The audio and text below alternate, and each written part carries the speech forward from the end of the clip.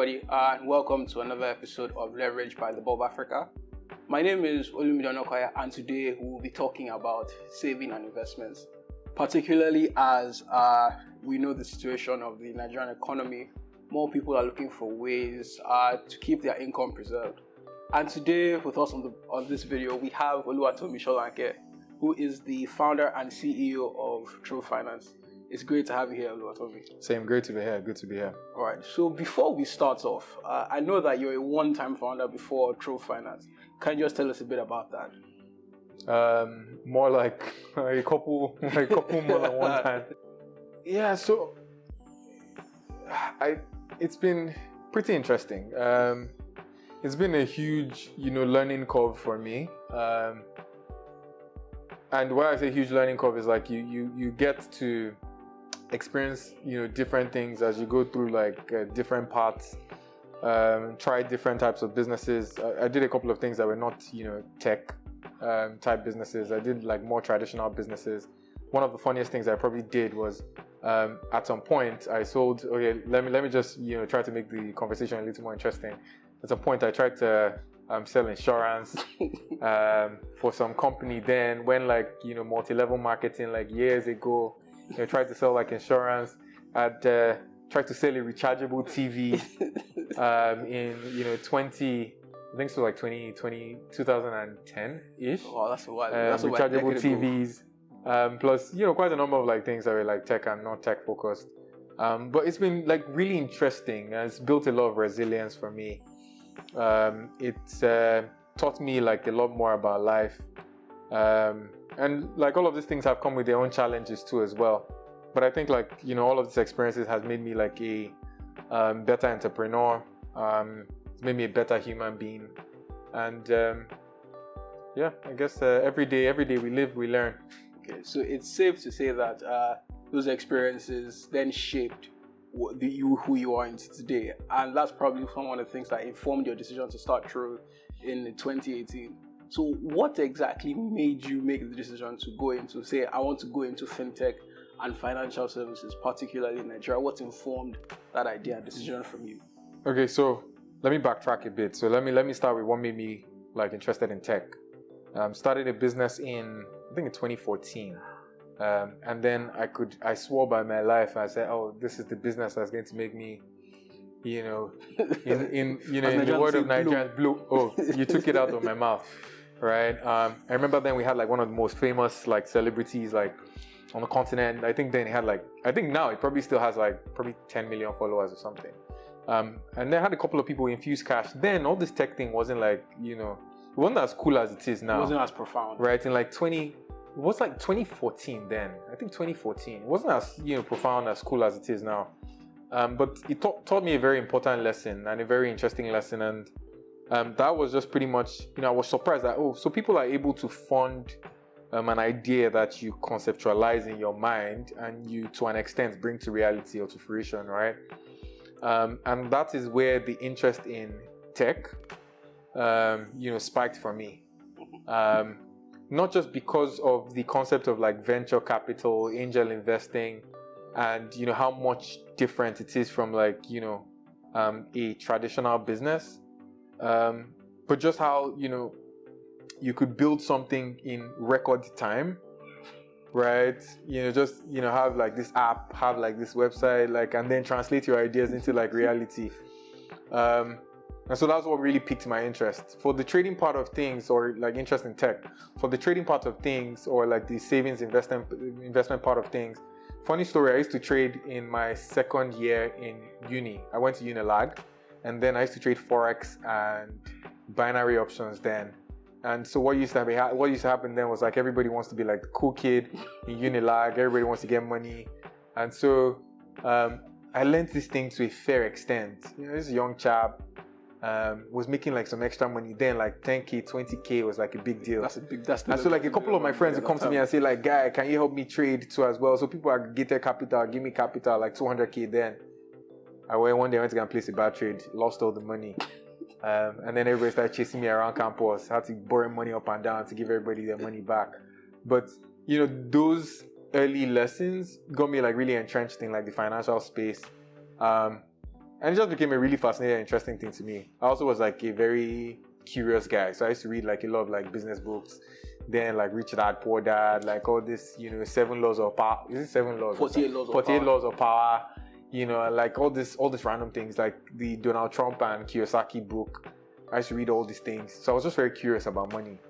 And then further into my life, I started trading or playing around with like digital currencies and stuff. That's much earlier. That's like 2013, 2014. Fascinated by that concept too as well. 2015, wanted to buy. I saw this tweet by this guy called Chamath Palihapitiya, runs Social Capital, popular venture guy, but like he also rants a lot on Twitter, right? So he's like, you guys buy Amazon. And I'm like, how do I buy this Amazon? This Amazon thing, like, I'm seeing like how this thing is taking the world by storm. I'm checking like, how do I buy this Amazon? Amazon is, say like this guy, Nigerian, right? And so they couldn't onboard me because I was Nigerian. Say, Nigerians are, I don't want to say it here, but like, the connotation that comes, the stereotype that comes to Nigeria. So they couldn't take me, right?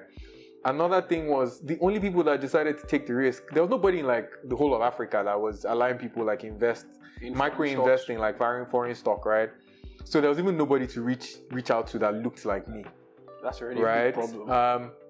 And so I was like reaching out to all these guys in Europe, like in the UK, like in Europe and like in the US. And they're like, okay, the one or two that said, okay, this African guy, this black guy, for me to take a chance on you and that risk, you have to give me 50 grand. And 50 grand, not Naira, 50K USD. Oh. Right? I'm like, I don't have 50K USD now. So what do I do? So that was really what prompted me building like Trove.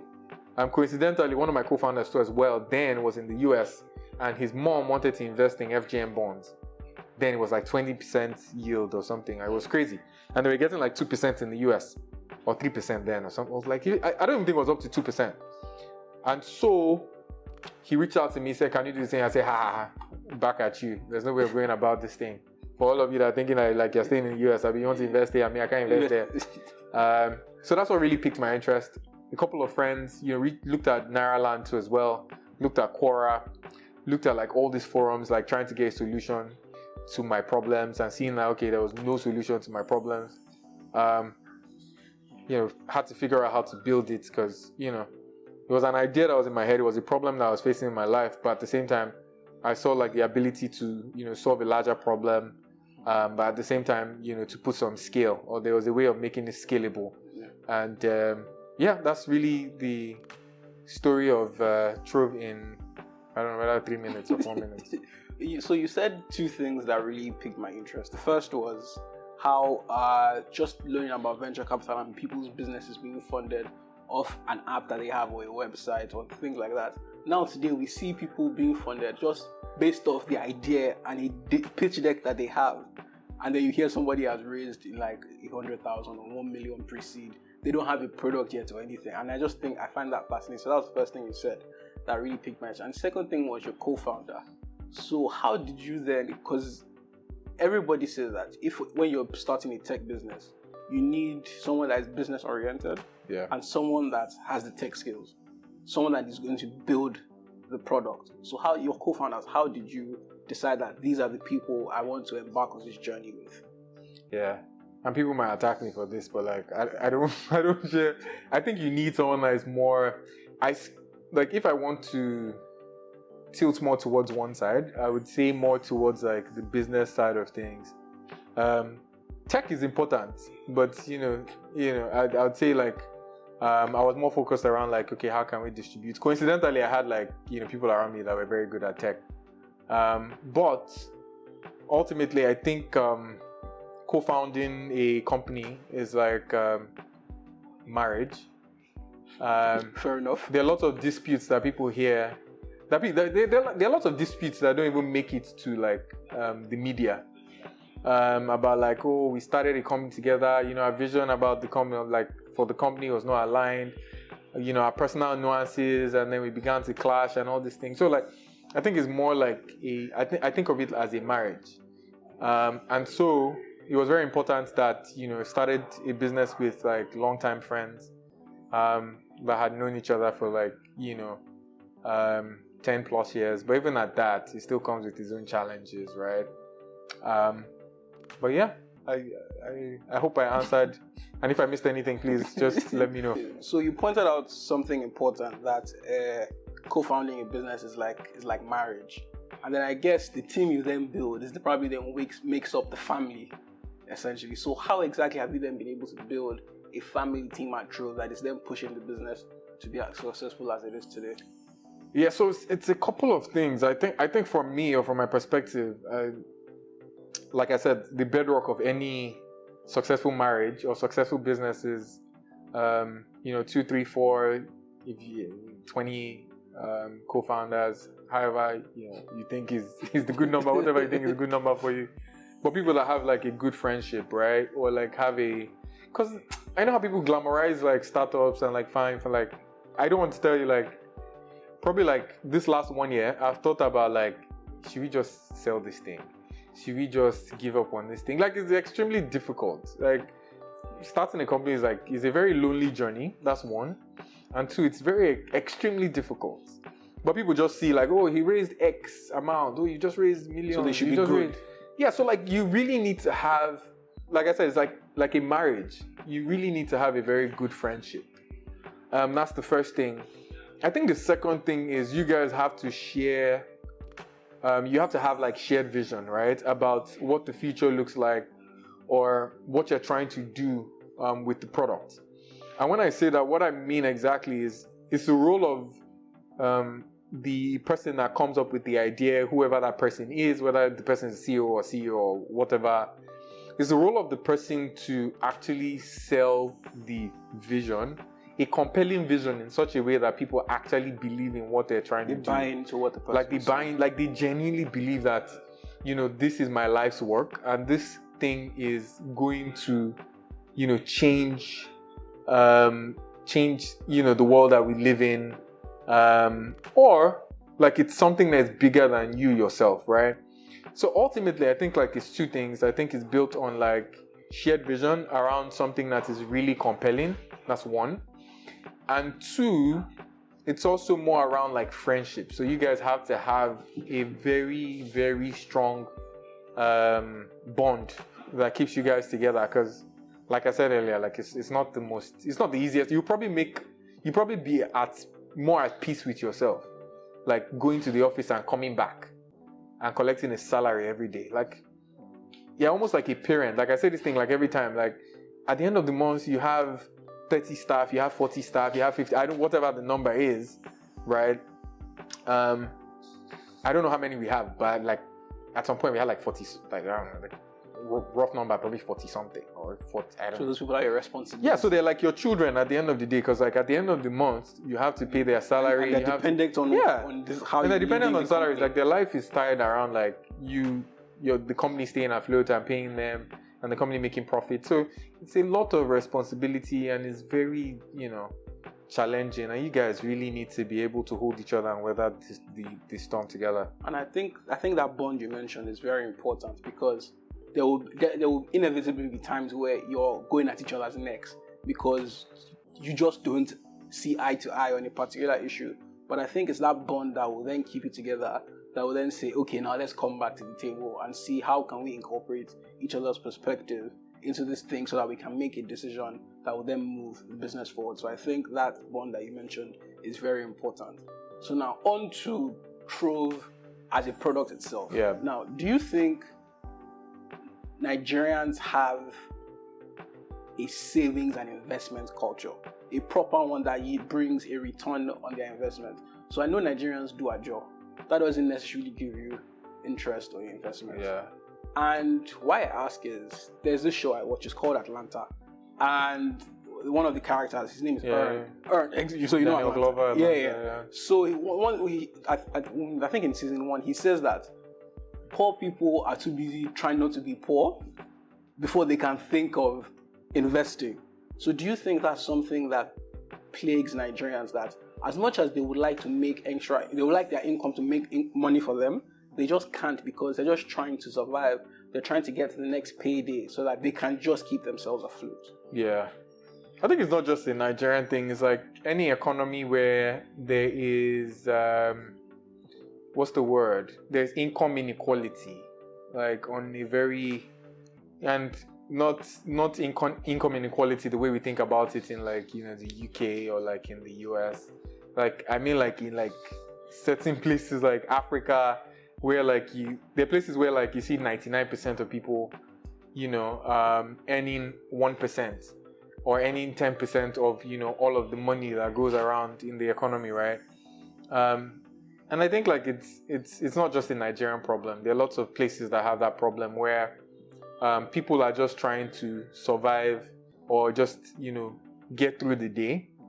They're trying to like, if I can find 1 square meal, 2 square meals, like that, you know, I'm good for that day, right? And then, you know, the ability to invest or the ability to save is literally non-existent, right? Because like when you rank like the most or the more important things, it's like people need to eat, people need shelter, people need clothes. So saving and investment is something that is on the back of their mind. It's one of those one of those important things, but it's very difficult to tell a guy that has not eaten that he should be saving, right? It's very difficult to tell a guy that doesn't have a roof over his head that he should be investing. Like he should go and, you know, invest in some, because they definitely won't take it seriously. You know. So I think like definitely that connects to the problem, or that's a larger contributor to the problem.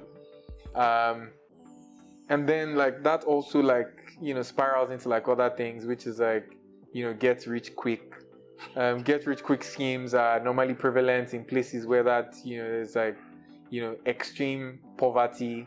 We've seen a number of those in like, Nigeria. You know, because people are trying to get outsized returns on like tiny amounts of money just so they can live a decent and normal life, right? So someone has 10,000 naira and he's like, oh, if I can only put my 10,000 naira into and get 10% a month. No, not even 10%. If I can even get 10% a month.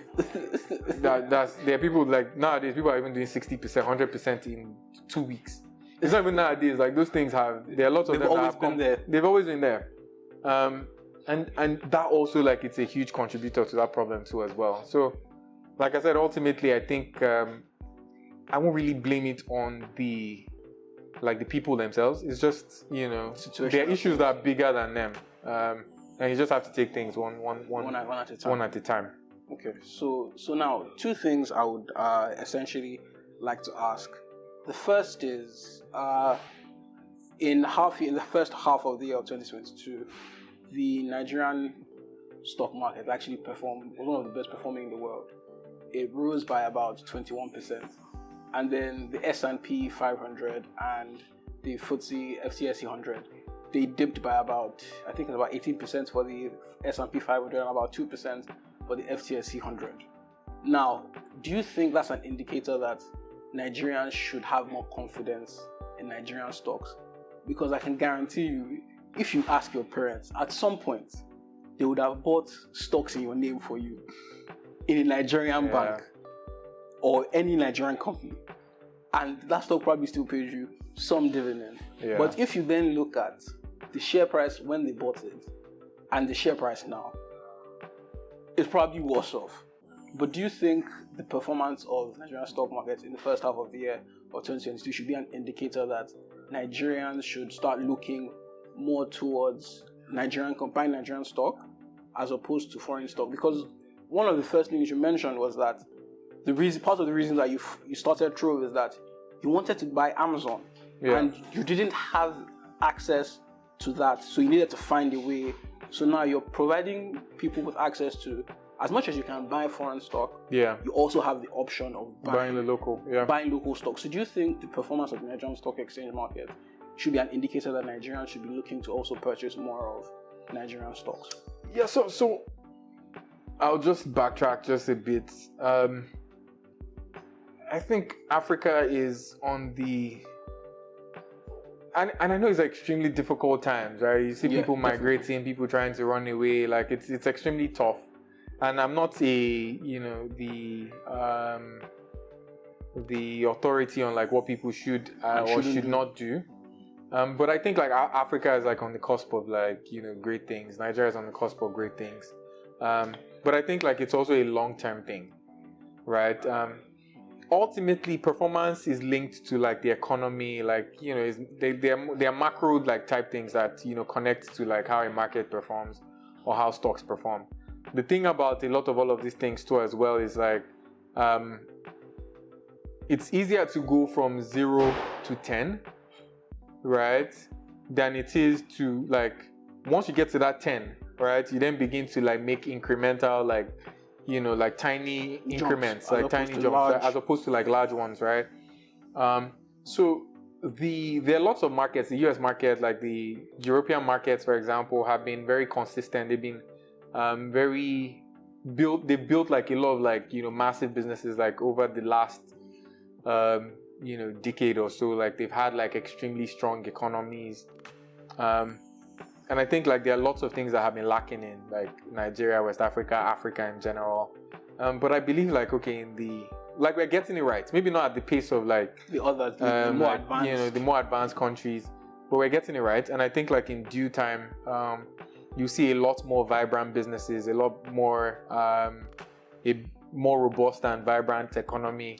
And as all of these things continue to happen, I think like African companies, Nigerian companies are positioned for like massive growth, like in the mid to long term. But I don't think, like for me, it's not a short term thing. I think it's more like a mid to long term type game. Okay. But I think definitely you get returns on that side, but like you get outsized returns here too as well. Yeah. But like it's not like a tomorrow, 24 hours, you know, 3 months type thing. So one thing you mentioned as to why the European markets and the American markets, they perform so well, is just the fact that they have that structure that enables them. They have that enabling environment around them. Now in Nigeria, some people will say we don't have that environment. Some people will say we have that environment. That is up to you to make that decision on what your opinion is there. But we saw last year that the CBN froze the accounts of Bamboo, RiseVest, and a number of other platforms, claiming that what they were doing was somewhat illegal.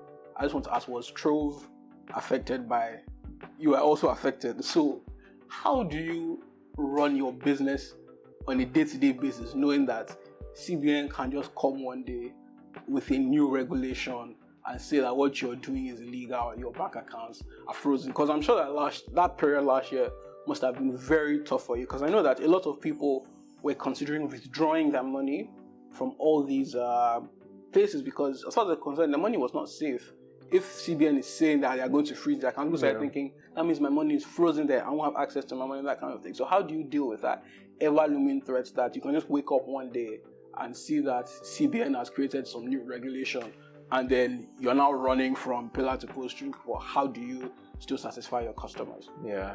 And so I'll try to be a little as politically correct as I can. Possible. You know. But like I said earlier, like, you know, sadly, I guess Rome wasn't built in a day. But whatever our own idea of Rome is, right, you know, is built at different paces. Like whatever you think Rome is in your mind, or within the context of like where you stay, right, is built at, you know, a different pace from, you know, the US or the UK, or like anywhere you think in the world. And by Rome, I mean like, you know, the economy in general. I mean like, you know, structure in general. I think one of the big problems was like, you know, the fact that there was a lot of regulatory uncertainty, and like it's not like a Trove or like a, you know, any of the guys you mentioned type thing, right? Even like the larger guys, like you hear like a lot of like, you know, oil companies coming to, or FMCG companies, or like a lot of like big multinationals from other places coming to like Nigeria, and then because of certain macro type issues, or because of like, you know, regulatory uncertainty, political like issues, you know, they now say, okay, you know what, this is not like the market I want to be in, and they pull out. But for all of us that are, you know, I won't say stuck here, but like, you know, for us that, here, you know, to a very large extent believe in like the Nigerian dream, I think we are seeing like tiny changes. You know, there are things like the startup bill. Coincidentally, I did, you know, I think a couple of people came together, you know, worked on like policy type documents that was going to push the ecosystem forward, you know, so things like the startup bill actually help. CBN now allowing, now recognizing crypto, which is massive. You know, but then also like the guys that are in government are starting to be a little more open-minded. We're seeing a lot more vibrant people, like in certain or like taking certain offices, and so they're a little more open-minded, and so conversations are happening, conversations that never happened before. Happening now. You know, with the way technology is, like, you know, more recently, like, you know, a couple of days ago, like, you know, like the Paystar guys, like Shola and Ezra, like like National GB, awards. yeah, like, you know, those were things like. Funny enough, I was having a conversation with my friend. I said, people like Mitchell, of like Interswitch, those were like the people that are supposed to like the OGs, like they built. Those are like, you know, like Victor Asemota, like, you know, Kola, you know, those are like the guys that actually built, like, a lot of guys that built the ecosystem. But a lot of young people too as well are doing like amazing things, right? And so like doors are being opened, conversations are happening, and, you know, we're not actually having a seat at the table. So a lot of this, you know, policies, you know, we're having like, you know, a hand in all of these policies. And things are changing gradually, like, you know, little by little. And so I'm very bullish, I'm very optimistic about, you know, the future. It's been like a bumpy ride. You know, looking at, you know, the past decade in tech in Nigeria, but it's also very astonishing and amazing. I like to see the kind of growth that's happened in, like, you know, the tech ecosystem, and, you know, the kind of how regulation has changed, how the people are, you know, people like the SEC, the guys at the SEC, the guys at the CBN. I think now they're taking more of a proactive stance, like, yeah, really very proactive, like they really want to dialogue, really want to have conversation, really want to understand, like, you know, before the world leaves, you know, Nigeria behind, like, you know, who are the guys that are doing, like, I've had a couple of conversations where I'm like, I don't agree with like some of the things you guys are saying, but like it's very interesting that, you know, you wanted to listen to conversation starters, you know, my opinion, or like the opinion of my peers and stuff. And it makes me very bullish, you know, I'm very optimistic about the future. Yeah, I think like, you know, there's light at the end of the tunnel. Okay, so now back to Trove. So there's Trove, the actual product, and there's Trove Plus. Can you just tell us a bit about what the difference between the two is? So it's still the actual product. It's still the same thing. But when I say like Trove Plus is just like a premium version of, you know, some of the things that we offer on the regular app. So it's just like, let me think of something. Let me not shout out to anybody, but like there's this cinema chain. I went to watch a movie like a couple of days ago, and they were like, oh, instead of buying one ticket, you can pay X amount and have like unlimited tickets for the month. I'm like, sign me up. I'll take that, right? And so people are like experimenting with like, so it's just a premium version of like, you know, a regular, like the products that we shipped out. And then just gives people access to like certain perks, benefits that a lot of people don't have access to. So it's like same products, but just, you know. So access to like more reporting, more analysis. So just things that you generally wouldn't get in the basic product. Exactly. Okay, so before we round up, what is in the pipeline for Trove in the short term and in the long term? In the short term, we're trying to we're staying alive. Which you already said is difficult as you run a business. Guy, like, I was at like some of my co-founders, like my guys, I was just like, yo, like, I think I've gone through more. One of my co-founders, like, he cracked a joke. He said, like, he's grown old, like, in terms of, like, years, like, over the last 12 months, he has grown, he has aged as much as he would have aged working at, and this is someone I was working in, like, the US in, like, you know, an investment bank, was doing fairly okay, but it was still, like, a rigorous job. And he said, like, he has aged the last 1 year more than he would have, like, more than the last, like, probably 5 years of his life. Right, so same thing for me. Like last year, like was really wild. Like I had to deal with like just multiple blue. It's just difficult. So I think for me right now, I'm just trying to catch my breath. Like I had like, you know, we had like all this. Let me not name plenty things here, but we'll catch your breath and recalibrate. You know, I just have to like, for me, it's just like catch my breath, recalibrate, and just do like tiny things that, you know, in the long term move the needle for the business.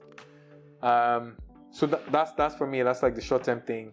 But in like the mid to long term, I think we're trying to build something that is Pan-African, something that as Nigerians we all will be proud of, or like as West Africans, I think of Africa as like a village, right? So I'd say like as Africans we all will be proud of, like, you know, a product that just transcends, like, you know, just Nigeria, West Africa, like I said earlier, Pan-African brand, and also like in terms of like the product itself, having something that's a lot more solid, that has much more offerings and, you know, creates more value for people that use it. So I guess ultimately, like, you know, make more money like as a business, like scale the business in terms of like users, have like a lot more like in terms of users, in terms of revenue, scale that too as well. In terms of reach, like Pan-African, like I said earlier, but in terms of like impact too as well, like, you know, build something that is very impactful, like, you know, and, you know, something that people are proud of. I don't want to break it like to ones and zeros, but like I think overall, like in the long term, that's like really what we're focused on. So final thing before we go, I'm not soliciting for any financial advice or anything, because that would be wrong. So what are just in your opinion, what are some pointers that people should look out for in the markets before they decide to buy a stock or an ETF or a government bond? What are some things that I think that people should be looking out for as indicators that this is showing that the market is performing well? Okay, so now I'm ready to buy. Now I'm ready to sell. What are some things you think people should look out for before they make a decision to buy or sell? So I think key things for me is, would be, I think we're investing in general. Like I tell people, like it's a long game, right? I know how stoked we are about like, oh, somebody, like everybody hears stories, right? And people will just gravitate towards those kind of things more like, this guy put 20 naira and he made 20 million. Like people like those kind of aspirational type of, you know. I mean, we have seen those in the last 12 to 18 months, especially with crypto, but... Yeah, but like, it's probably like one person that puts 20 naira and made 20 million. It's like... in a country of like, you know, 210 million or whatever. I don't know what the exact number is, but like, it's probably like one in like 1 billion. You know, it's not even like 1 in 1 billion. Slim. Like, very slim. So like, I tell people like, one of the more important things is like, play the long game. Invest in companies that play the long game. Invest in, you know, businesses that, like I said, like stock investing, like people put a lot of fluff around it and try to make it like very complicated, but essentially it's just buying a part, owning a fraction of a business. You go to the CAC, you register a business, is 1 million shares. You give your sister 100,000 shares, so your sister owns 10% of the business, right? So would you be proud to own a percentage of this business? Right? Is the business like creating value and passing value on to like, you know, people in the world? So those are like very important things that people, is this something, do you use their products yourself? Right? Do you see their products as influential or like, as useful in the next 2, 3, 5, 10 years? And those are like the more important things. Secondary to that, people will now say, we'll start looking at financials, looking at numbers, but like bare bones, like, you know, is this a company that's been around for a while? Do they have like good, strong leadership? Do you believe in the leadership? Do you believe in the product? Do you think the product will be existent or will like exist in the next 5 years, in the next 7, 10 years? And is it something that is wildly used and loved by people in general, right? So those are like the fundamental things that you need to ask yourself. And those are like questions that you need to ask yourself, you know, before investing in anything in general. And like one rule of thumb again, one thing to add is like, if it's too good to be true, it's probably too good to be then true. It's probably too good to be true. Then it's probably like, you know, a scam, right? So, you know what? Don't be too greedy. Play the long game, and you know, invest in things that people that you know, and that people love, and you know, other people know as well. Mm-hmm. So thank you, Tomi. It was very fantastic to have you learn more about savings and investments, and then learn more about Trove as well, as they're also looking to give Nigerians more access to Nigerian stocks as well as foreign stocks. So don't forget to visit our website at leverage.thebob.africa. watch our videos, listen to our podcast, and then subscribe to our newsletter so you can get more updates on what we have planned as we continue to go. Do enjoy the rest of your day. Thank you very much for joining us. Hey guys, Mr. Kia. So what do you do with the money you have? Now, here's what I do with mine. I actually use part of it to buy foreign stocks on the TROVE app. So with TROVE, you get to buy stocks from companies like Apple, Samsung, Adobe, and so many others for as little as 1,000 naira, guys. Yeah. But one of the reasons why I love using TROVE is because of the features it has. For example, there's a feature on TROVE that lets you see the financial health of a company even before you invest in them. And I also love the fact that TROVE gives their users $1 million in their demo account so that they can use it to learn the ropes of investment. Oh, by the way, TROVE actually has the lowest fees in the industry. Yeah. So why not download TROVE by using my code and you get free shares right away. Like, right away.